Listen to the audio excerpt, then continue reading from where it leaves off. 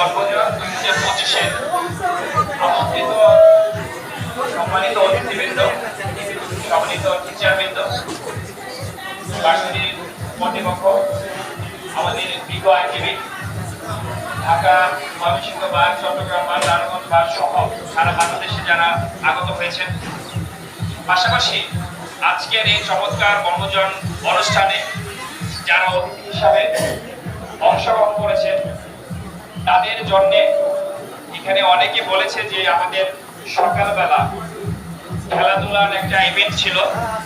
ম্যাক্সিমামে আমরা first second third হয়েছে।